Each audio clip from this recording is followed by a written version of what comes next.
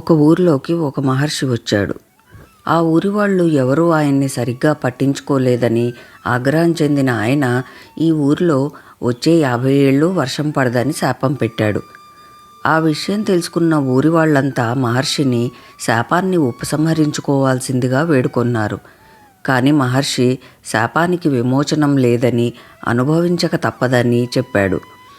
అయితే ఒక్క విషయం, వర్షం కురవాలంటే మాత్రం ఆ పరంధాముడు శంఖం ఊదాలి అన్నాడు మహర్షి.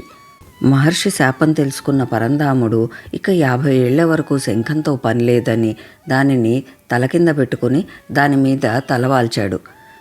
విషయం అర్థమైన ఊరి జనం ఇక వచ్చే 50 ఏళ్ళు ఎలాగూ వర్షం పడదని నిరాశతో భూమిని దున్నడం మానుకున్నారు. అయితే ఆ ఊరి జనాలలో ఒక వ్యక్తి మాత్రం ప్రతిరోజు భూమిని దున్నడానికి వెళ్ళేవాడు.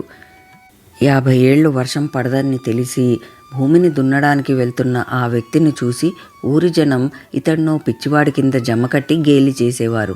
కానీ ఆ వ్యక్తి మాత్రం ప్రతిరోజు తన పని తాను చేసుకుంటూ ఉండేవాడు. అడిగిన వారికి మాత్రం 50 ఏళ్ల తర్వాత దున్నడం మర్చిపోతానేమో అని దున్నుతున్నాను అని నెమ్మదిగా సమాధానం చెప్పేవాడు.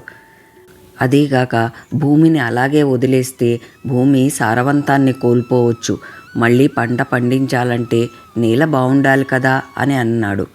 ఈ మాట పరంధాముడికి వినిపించింది. 50 ఏళ్ళు శంఖం ఊదకపోతే ఎక్కడ ఊదడం మర్చిపోతాను అని అనుకున్నాడు. వెంటనే శంఖం పట్టి ఊదాడు. అంతే, వర్షం హోరుగా నీలమ్మను తాకింది.